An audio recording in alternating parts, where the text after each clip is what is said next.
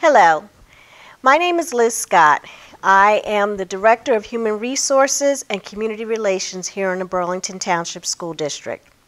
For weeks, you've heard me say, save the date, December 8. I truly hope that this date is deeply ingrained in your minds by now. For years, the Burlington Township School District has been fiscally responsible and great caretakers for all of our properties. The time has come now for us to do some necessary work in each of the buildings which your children call home. This is why we have asked you, save the date, December 8. We need your permission in order to raise funds through the sale of bonds in order to finance some much-needed maintenance projects in our home. We will feature a series of referendum videos on our Falcon Web TV during the upcoming weeks. So remember, save the date, December 8. Hello. We are very fortunate to have here with us today Mrs. Mary Ann Bell, who is the Interim Superintendent of Schools for the Burlington Township School District. Mrs. Bell, thank you for coming to take the time to speak with the community regarding the Save the Date, December 8 referendum. This segment of our video is going to focus on the overview of the projects. So can you just talk to the community a little bit about the projects and what will actually be covered if the referendum passes? Certainly, Liz. Thank you for asking. So the Board of Education will be seeking from the voters an approval for a $10.1 million bond sale referendum. Included in that will be renovations at all 5 buildings. For example, at the high school we are looking at renovating the 50-year-old kitchen and cafeteria. We're also looking at renovating parts of the PAC, including the carpeting and potentially the seating in the next couple of years. We're looking at restoring toilet rooms in the Hopkins building and in Young School so that they become ADA compliant. The toilet rooms date back to the 1970s. We're looking at roof replacement at the Young School, and we're looking at parking lot replacements at the high school, Hopkins, and Young schools. We're also looking at replacing the track and irrigating the football field properly. All of the grounds work is to avoid student-athlete injuries. Mrs. Bell, can you please tell us why is it so important that this referendum passes? So we know that good buildings, strong buildings, build stronger communities and allow for students to feel comfortable in their environment. The district and the administration have been good stewards of the town's finances for a very long time. Dating back to the 1997, 1999, 2001, 2002, and 2003 referendums, the district and the board have done quite a few accomplishments. We have built the F-wing onto Young School. We built both Fountain Woods 1 and Fountain Woods 2 improvements. The D-wing at the high school, the PAC, and the entire middle school. All of this was to allow for the growth that our community experienced back in the mid-1990s and through the 2000s. Now it's time to look at what we have to refurbish and how we continue to improve.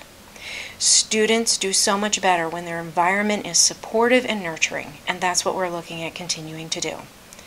Through the referendum, through grants, through capital reserve funds, the district has been able to restore toilet rooms in both the high school and Young School.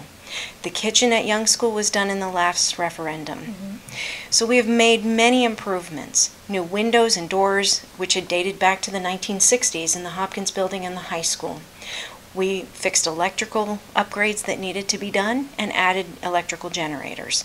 So a lot has been accomplished with what we've had so far. But it's important that we don't lose sight of making sure we continue to improve our facilities on behalf of our kids. I guess it's only natural to ask this question. Some of our community members want to know, what happens if it does not pass? Well, if it does not pass, we cannot sell debt in order to finance it. We also wouldn't receive the over 50% matching funds on the eligible projects. There are no longer any grant funds available under SDA, School Development Authority. So the amounts, the types of financing that become available to us are drying up. However, we know that pretty soon the roofs are going to leak to a point where they simply can't be restored. Therefore, we will have to use our savings, or we will have to budget it under our 2% cap, and it would be part of our general fund, meaning the funds for repairing some of these things would go against educational dollars, and we're trying to avoid that.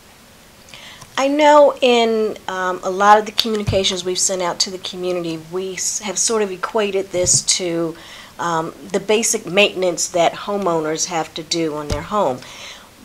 Please correct me if I'm wrong, but it sounds like if we don't do this now, it's sort of like a homeowner throwing away a very large coupon that would help with groceries or help with some type of home maintenance that you would get a certain percentage off. Am I correct in saying that? That is a very good analogy. As a matter of fact, taking it a little bit further, if I look back at those 97, 99, 2001, 2002, 2003 referendum, I think of it as your main mortgage on your home. That's what we needed to build the actual house. Now what we're looking at doing is getting a home equity loan to maintain the house. We're looking at replacing our roofs, just like you do at home. We're looking at replacing our parking lots, just like you do your driveway. We're looking at replacing a bathroom and a kitchen because they're outdated and too old and inefficient at this point. So very much all of what we are looking at doing are maintenance type items, things that you have to do periodically. Okay, thank you. Of course, with this, we are talking about tax implications. Can you please share with the community what are the actual tax implications for the taxpayers here in Burlington Township? I know it will be hard to believe this. However, we have schedules and they are available to the public on our website.